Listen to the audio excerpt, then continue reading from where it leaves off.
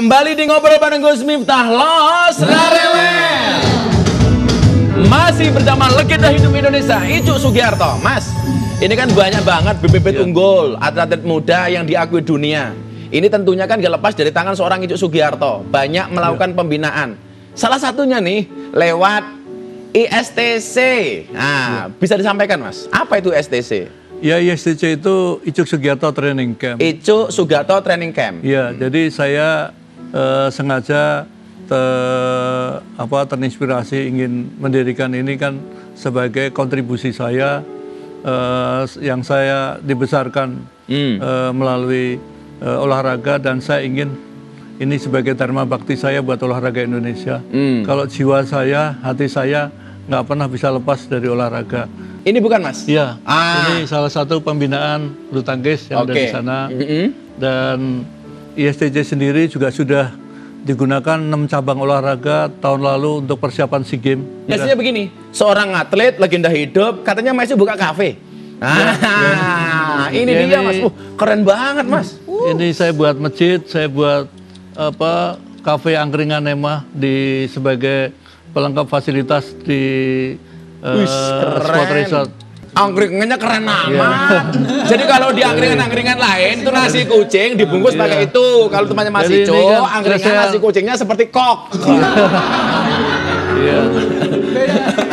Jadi kan selain melatih kemampuan atlet muda, apakah juga mental harus disiapkan Mas bagi seorang atlet itu? Iya, saya ingin memberikan semua pengalaman saya kepada mereka, bagaimana bisa menjadi atlet yang baik. Jadi bukan hanya baik di lapangan, tetapi juga baik di luar lapangan. Kadang-kadang atlet rusak gara-gara bad attitude Mas ya? Iya, jadi perlu bagaimana cara hidup menjadi seorang pemain dunia. Jadi bukan hanya bagus mainnya saja, tetapi attitude-nya, tapi juga kepribadiannya. Karena seorang atlet itu kan akan menjadi panutan dan keteladanan buat orang.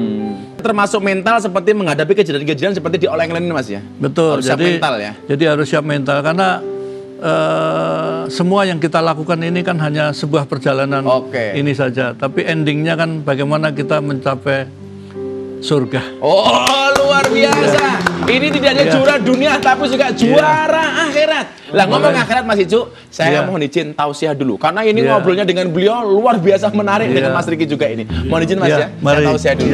Mari kita dengarkan tausiah ala Gus Miftah.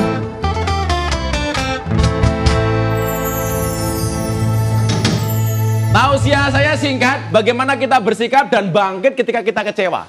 Contoh ketika kita direndahkan oleh orang. Saya punya satu cerita nih. Anda tahu Raja Wali? Raja Wali tak perlu meladeni serangan gagak. Cukup saja terbang semakin tinggi dan gagak akan jatuh dengan sendirinya. Artinya apa? Ketika kemudian orang meremehkan kita, jangan kemudian membuat kita inferior, apalagi insecure.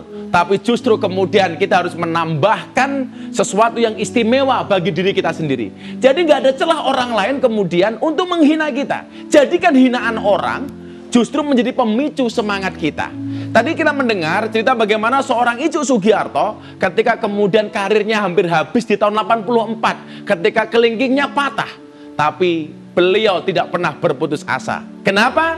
Karena Allah tidak pernah membebani seseorang, melainkan sesuai dengan kadar kesanggupannya. Maka jangan kemudian kita berputus asa. Kenapa? Karena dalam surat Al-Insyirah ayat 6 Allah Subhanahu wa Ta'ala berfirman, sesungguhnya bersama kesulitan ada kemudahan. Gak mungkin kemudian Allah memberikan ujian kecuali Allah memberikan kunci jawabannya. Gak mungkin kemudian Allah memberikan masalah kecuali Allah memberikan solusinya. Maka ketika kemudian kita diuji oleh Allah, la takhaf wa la tahzan. Jangan bersedih dan jangan takut. Jangan takut dan jangan bersedih. Kenapa? Karena innallaha ma'ana. Karena sesungguhnya Allah bersama kita. Ketika kemudian kita diuji oleh Allah, jangan dianggap itu sebagai sebuah musibah, tapi itu merupakan rasa sayangnya Allah kepada kita. Nah, Gus Miftah punya quote, jangan pernah menyerah. Karena saat kamu menyerah, semuanya akan berakhir. Kadang jatuh itu perlu agar kita dapat mengenal siapa yang mengulurkan tangannya untuk kita. Ingat, Ketika kemudian kita disakiti orang, maafkanlah. Kenapa? Memaafkan memang tidak bisa menghapus masa lalu, tapi pasti memperindah masa depan. Ya. Terima kasih Mas Icu hadirnya di Ngobrol Bareng Gus Miftah. Ya.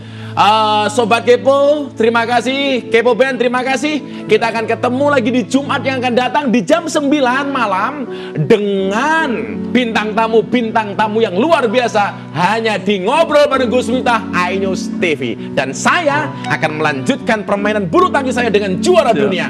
Lanjut Mas. Luar biasa.